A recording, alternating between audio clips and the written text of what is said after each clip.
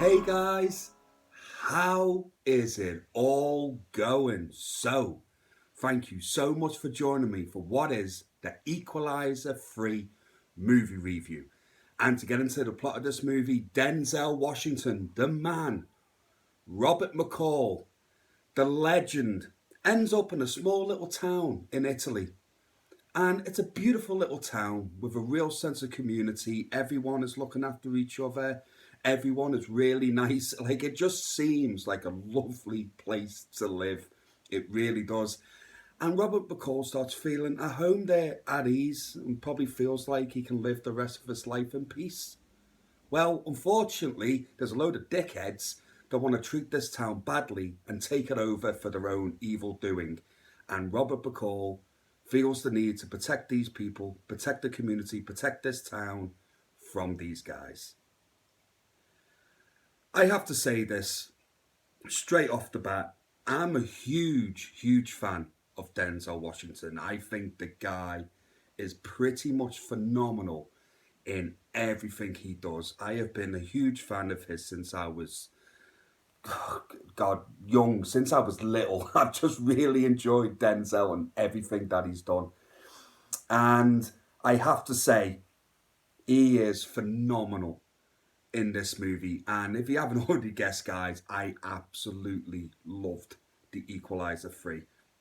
Now, the favourite of the series is still the first one. I absolutely think the first one is a 5 out of 5. I love it.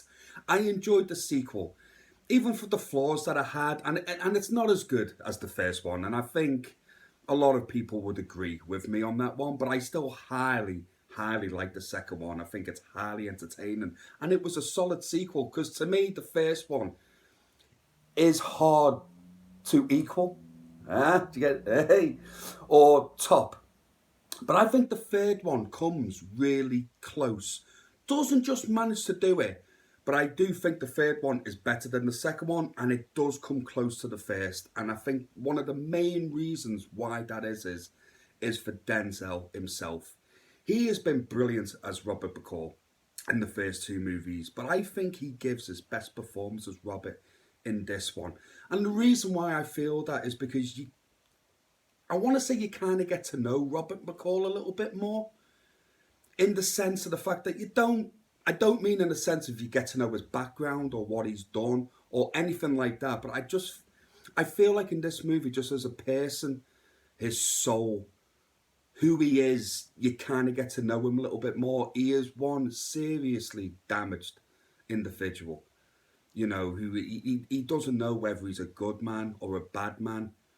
You know, he probably thinks he's a bad man, trying to do good things, trying to be a good man.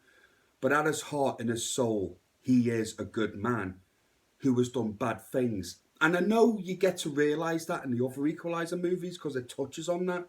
But I just think emotionally with his performance, you really feel it here in this movie. And like I say, Denzel is phenomenal in this film. I think he gives his best performance as Robert McCall in this movie, but I also think this is his best performance in a little while. But that is not to say that his other performances have been bad. His level is here constantly. So he can only improve on himself. The guy is just one of the best actors alive. He just has a real star presence. I just remember watching certain sections of this movie last night and just thinking, the guy has just got it. Whatever it is, Denzel Washington has it. I cannot take my eyes off this guy when he's on screen. He doesn't even have to say anything. It's like there's a scene in this movie where he's just walking up some stairs. He sits down on a bench to catch his breath because he gets injured early on in the movie, and then he's recuperating as the first half of the movie's going on, just to take another flight of stairs. And I'm engrossed in that scene alone, and nothing is happening. He's not saying anything, but I'm just engrossed watching him do that. And if you can't guess, guys, I'm a huge fan of Denzel. Also, it's a lovely location, this film set in. Like I say, I would love to live in this place. It just looks beautiful. And you get a real sense of community with this place. you know, and you feel like you believe that Robert McCall, against all of his odds, against everything telling him not to do it, is to protect these people and to protect this town. And I will say, in all the Equalizer movies, I think this is the worst bunch of bad guys, and I mean worst in the best way. As in, these guys are just evil to the core. Even like the main bad guy, you don't see him much. But what a piece of shit this guy is, really. And then once Robert McCall just starts dispatching these people, man, you just cheer, you root for him, you want him to take these people out the worst ways imaginable. And that leads me on to this. The Equalizer movies are brutal. The first one was brutal and the second one was brutal. But my God, man, this third one, Jesus Christ. This is the most brutal out of all three. The way he dispatches these people is just... Do you know what it reminded me of? It reminded me of like Michael Myers or Jason Voorhees. I think Denzel's Robert McCall would be perfect in a horror movie. It's just the way he just dispatches these people, and he just has zero, like he's just emotionless in his face when he's like just taking them out like cold, like stone cold, just cold blooded, just, oh, yeah, fantastic. And all the other performances are really good as well. I mean, it's a tough one because it's kind of going to lead on to my negatives. I'll tell you what, I'll talk about it in my negative.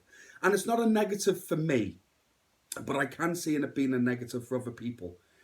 This is more of a slower burn than the other two Equalizer movies. This one really does takes its time. I was going to say to get going, but it isn't to get going. It's to give you a real sense of this community of where Robert McCall is, and to get you to really care about the characters. And for me, that is masterful filmmaking by the director, because you don't really get to know what these characters' names are or anything like that, and you don't really spend a lot of time with them. But when you do, you really do feel the sense of the community of the place, and they're all really good people. And that shines through from the really great direction this movie has, and just the interactions with Robert McCall. So when shit hits the fan and it goes down, the same with the other Equalizer movies, you really, really root for Robert McCall in this. You really do. And he does not disappoint. But when I say in my negatives is, I just feel like certain people may just be put off by the beginning part of it, because it does take its time to build. And that really didn't bother me at all. Though there was a moment, kind of like over halfway, I was a little bit like, right, okay, come on, I wanna start getting to, like, you know, the meat and potatoes of this, you know what I mean? But it's such a little nitpick of a complaint I had. But I can understand if people turn around to me and said, oh, I did enjoy it overall, but it's not my favourite one or whatever. I found it a little bit slow to get going. I would understand that and appreciate that. But like I say, it never bothered me at all. So guys, overall, you're not going to be surprised. I absolutely love The Equalizer 3. I think it's a great time. If you're a fan of the Equalizer movies, I highly, highly recommend that you go out and watch it on the biggest screen you possibly can. If they're not going to make an Equalizer 4, I think this is the perfect end to the trilogy, and I think it's a perfect end to Robert McCall's character. So I would love to see an Equalizer 4, don't get me wrong, but if there isn't one and it just ends here, I'm a perfectly, perfectly happy fan. So guys, overall, I give The Equalizer 3 a 4.5 out of 5. So guys, if you've seen The Equalizer 3, do you agree with me? Do you not agree with me? Just leave a comment below, guys. It is absolutely always a pleasure hearing from you. And, as always, please, take care of yourselves and each other. And I will see you again real soon. Take care, guys. Goodbye now.